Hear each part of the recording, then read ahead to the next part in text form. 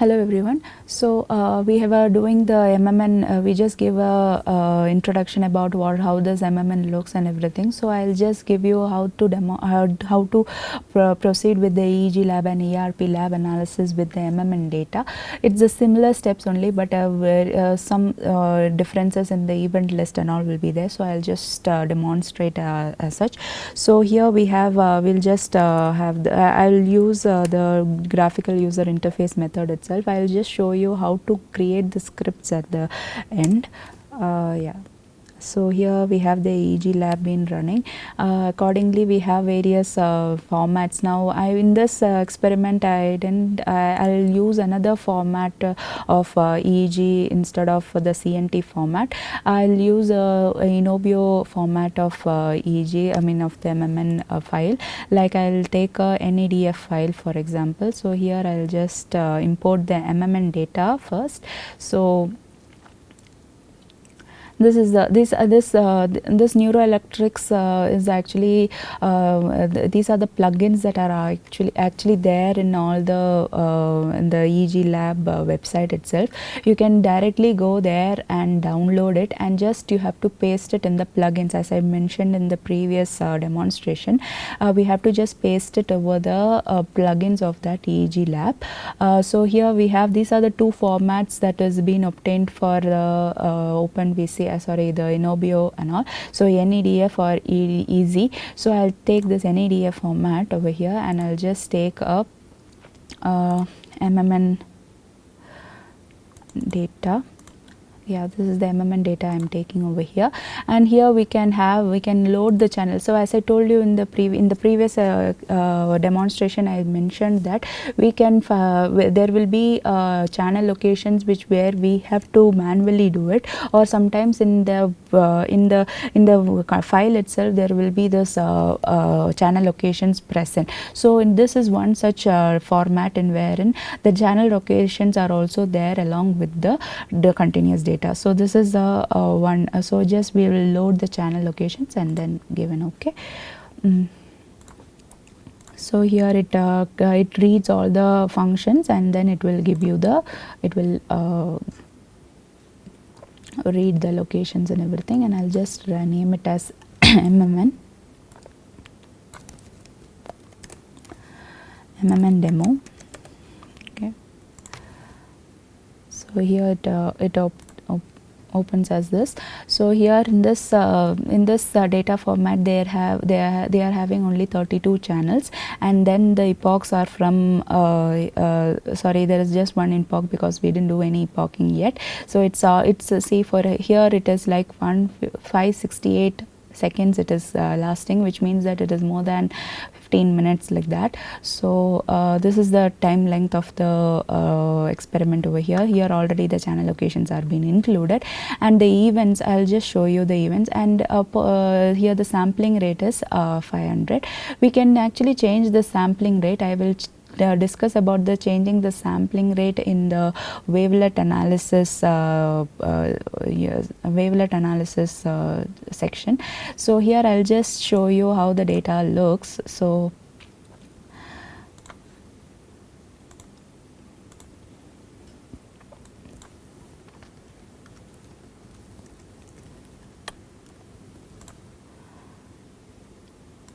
I'll just change the, so that we get all the channels. So there are only 32 channels only are there. So here if you see, there are these are the standards, and there is one deviant, and there is a standard and then a deviant, standard and a deviant. So this is how it's in a and it is in a repetitive format. It is not like here there are 6 and here there are 5, not like that. Here all are 6 and one deviant, like that it is. This is how it should, the MMN data should look like. Before doing any analysis further, we just do a pre-processing step of the filtering. So here we take again a notch filter as usual and put a T. So this is the usual step, as I told you. So if after doing the filtering, maybe the data will be looking even better. So I'll just show you the thing. So here see the proper, the after a filtering itself there is a proper scene of the all the channels are being shown properly, and we can actually change the number window length, or like we can make it 20, 25 like that. And also we can visualize the channels also. For example, now I want only 2, 4, 5 channels to be seen at a stretch, means we can do that also. So we can change the amplitude accordingly, like I want it to be a very less amplitude, so we'll get a proper visualization of how it looks like this. So okay, so this is just a pre-processing step of notch filter as I did. Now before that, after this we have to do the create the event list. So here we have 2 events, as I told you. One is the standard event and the deviant deviant. Those are the 2 events that are being there. So first we have to do the event list. So we have to create the event list accordingly, and then we have to do how it looks. So first there is one event wherein which is actually a 500, which is of 500 hertz, and we just name it as the first event, and it is called as a standard. So let it be, where we will name it as a standard, and then we update. So this is one event. For the next event we will make it 2, because there are 1 and 2 events. So here this is the 1000 hertz, and then we have the we may name it as the second bin, and here we will name the bin description as deviant. We have the deviant stimulus trigger. So here we do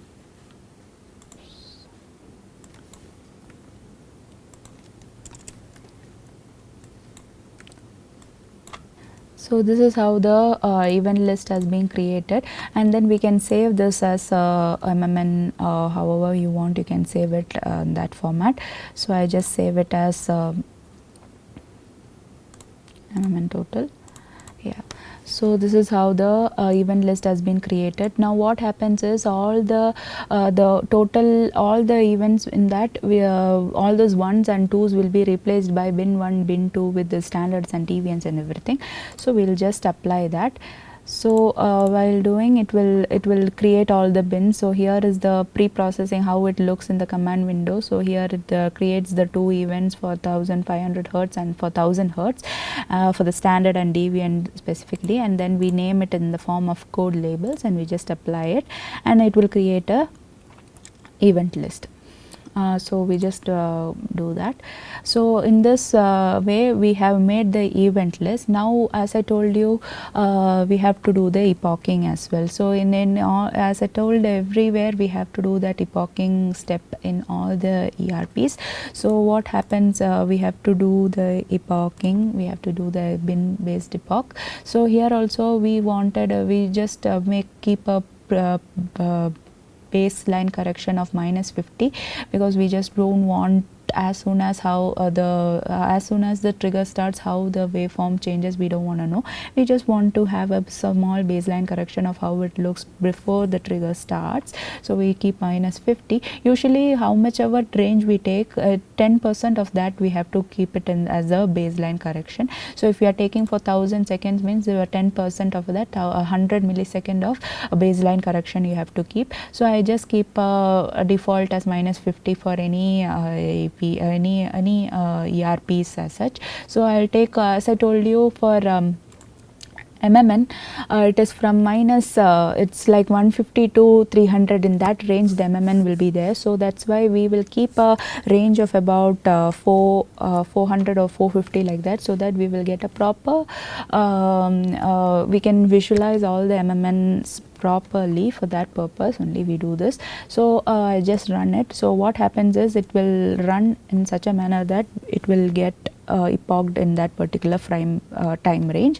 So the bins are being created. So if you see here, there are 700 events, which means total of all the standards and deviants together there are 700 events. In that 700 events we have made the 700 epochs also, which starts from -50 to 500 to 450 milliseconds. So this is how we do the epoching. After this, I'll just show you how this epoch looks so over here we have seen all this, these are the bin ones, all the standards, and followed by the a deviant, standard and a deviant like this. So I'll just show for about a 12 box. So over here we have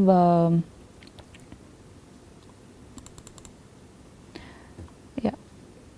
So here if you see there are deviant followed by the standards, a deviant, then the standards, like that. So this is how the MMN should look like. Now what happens is when you do the averaging, only these bin 2s will together it will get averaged, and all the bin 1s will together get averaged. So like that we will get 2 averages of the both the bins. Next I will just show you how to do the artifact rejection. So artifact rejection, as I told, it should be always the voltage threshold. Now in this we cannot take all the channels, because here in this there is no separate trigger channel isn't there. In the previous demonstration, as I showed in the CNT, the trigger channels were separate and the other AEG, EMG channels and all were separate. So we just excluded that and we did only the other electrodes together. But in this, all the channels, all the EMGs, all the triggers, everything are in the channels itself. So for that reason, what we have to do is we have to just select few the actual areas where, for example, only the frontal electrodes, the frontal central electrodes and all of is the place where MMN is maximum seen. So we just take those electrodes alone, like all these these are the frontal electrodes, and these are the some parietal electrodes that are there.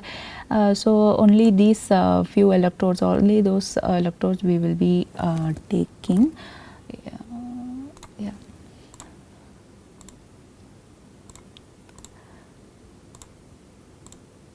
Okay, I'll just take all these electrodes, some for 9 electrodes as such, and only these only for these channels I will do the artifact rejection, not the others, because the others are not I mean the MMN is more specifically seen in these electrodes other than the others. So I'll just take that and I accept it. So if you go in the back and see, you will see that how many of them are being rejected and how many of them are being accepted. So over here if you see like it's like a 50-50. So if I had selected the whole of EEG, all the channels, if all the channels would have been rejected, all the epochs would have been rejected. So here there are 2 bins. In that some 100 of them are for standards, and the remaining were for the deviants. So then we will just do this. So here we get the accept. These many of them are being accepted. So we have to get it updated in our this one also. So we just do that.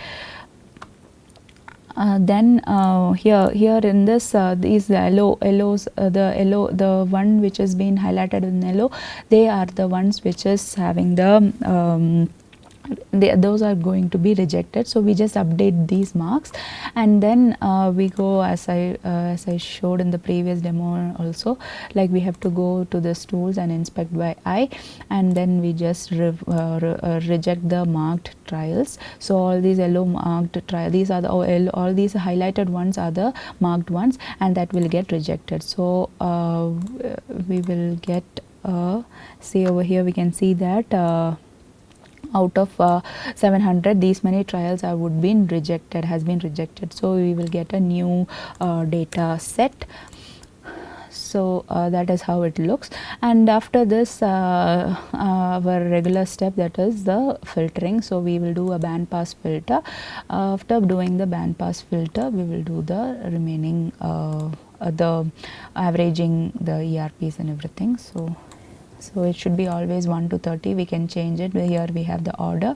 We can change it, or you can even change the high pass band and the low pass band and everything. So we just apply it as such, and then we will get the averaged the filtered data set. So we have now, as I told you, there are two bins now. We have a bin 1 and a bin 2. So bin 1 is for the standard and bin 2 is for the deviant. So we will further do the averaging of those two bins. So here in this seventh data set, after doing all the steps, filtering, event list, epoching, artifact rejection, and then filter the rejecting the artifacts, and then finally filter, we will get a just these many, this 344, only these many channels, I mean only these many epochs have been created. Of that, few of them are for bin 1s and few of them for bin 2, and they will be separately averaged. So we will be doing that step in this ERP set averager. So here it's just a pop-up saying that about the merging. So we will just name the MMN. Okay, so here we have the MMN demo. I'll just save it in this format. I'll just show you how it looks with just two events, two bins it shows actually. So here we have the MMN demo is being generated. So these are the, till now whatever we were doing, it was being data, this data set was being obtained over here. Next I'll just show a plot of this. In this plot, we don't want much of these channels. I'll just take a few of them, like the central and frontal part. So actually I'll just show everything, and then I'll just show a topographic manner how it looks.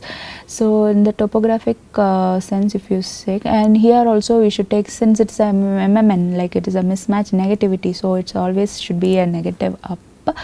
But we haven't made the MMN yet. This is just the two bins, like the standard and the deviant separately we have epoched and kept, averaged and kept. So here the red ones would be the, yeah, so if you see over here,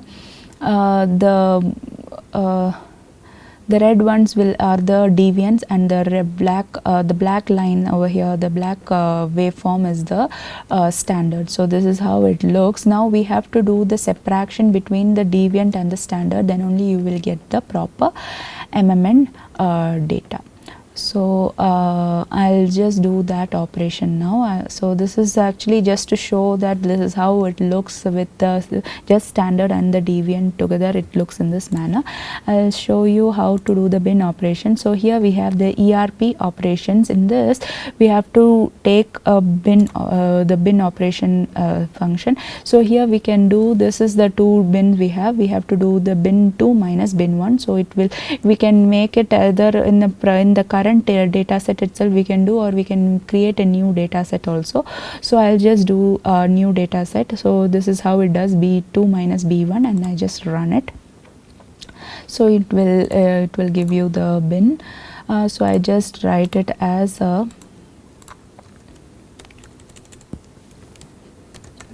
bin operation. Bin operation, and I just save it, and I'll show you how does it look after doing the bin operation, how it looks. So this is how the bin operation has been done, and then I'll just show you the bins. Yeah.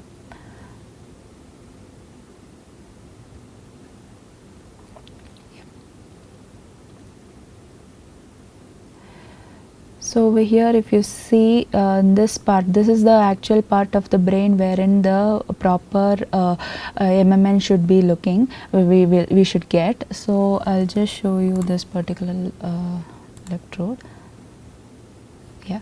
So over here, if you see, it's this particular hump over here, this particular negative over here, this is called as the proper MMN. So it should be actually from minus 50 to 300 in this range only, but we are actually obtaining this in this range over here, this particular peak but this is called this is actually called as the MMN for us. Okay, so we can check what is the the data points, also how it looks and everything.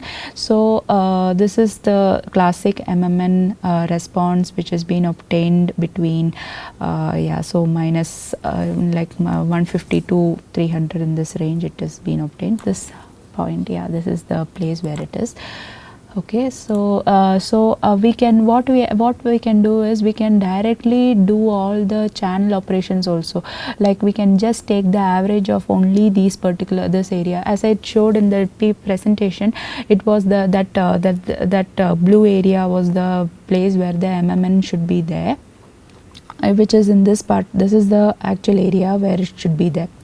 So we can do the channel operation in that way also. So I have already that been done. So here if you do the channel operation, yeah, so here I have done the channel operation over here. Like we have to do for the front, we have to select which channels is for those frontal, central, left side, right side of the brain. So we'll just select all of them and just average it. This is an equation that I made earlier, so we can just select and add and do the averaging, and if you run you will get a channel operated one. So I'll just do we are chopping it to a particular part of the brain. So I'll just do that and I'll show you. There will be just one channel and one bin which just shows one of the ERP.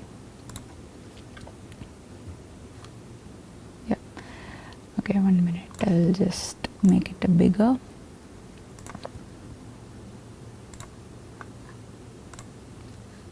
We'll make it negative up always, because as I told you it's a negative peak. So here this is particular, this is called as the MMN here.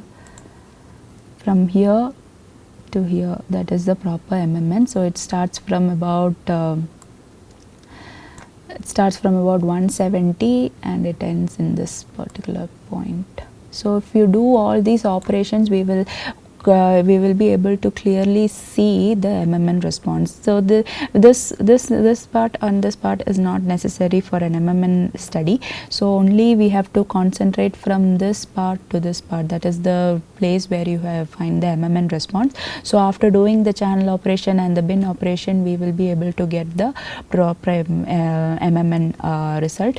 Now for the similar way, there will be a lot of subjects. For many subjects we will do the similar data analysis. So if you do all those analysis together and we can perform a grand average, we will be getting the statistical analysis. We can do the t-test and other ANOVA and everything and all, and we can see how the standard of so how the SCMs look like and all, we can find out. Another important step I had to mention about is the scripting, as I told you. Here we can whatever steps we have been doing till now, it will be there as a history, it will be there in the EEG history. So if we just do EEGH, if you just put this EEGH command over here, we will get what all other codes which we have been obtained for all the codes required to do all the other analysis. For example, for now this is the loading the data set, and then we can just do we did the notch filtering, and then here this is the even list creation, and then we did the epoching. So like that, all this how sequentially how we had done, we will get the proper script. So we can just copy this and paste accordingly in our editor or anywhere, and then we can just name it accordingly. And you need to just if for multiple data analysis and all, you can just use this particular data set. Only thing, we have to just change the subject name or the name of the data file, or accordingly we have to change and obtain the result. So this is just a step that I missed in the previous demonstration. So this is how we do the MMN analysis. So As I told you, this is the step where we can do the grand averages. So if you have multiple subjects, all the data you have together, we can collect all these ARPs together and finally do a grand averages together. But the main important step about this grand averages is that we have to keep the data, the processing constant. Like it should be, all the filters should be the same, all the epoching, the time range, everything should be the same. You cannot do a different time ranged one together for epoching. That is not possible. Even the sampling rate also should be the same for both the for doing the grand averages. So that is all about the MMN. Yeah. So this is the MMN data. It's a classic MMN data. So the next demonstration or the next presentation I would be giving is about the P300, P300 and how to do its demonstration and analysis. Yeah. So this. Thank you.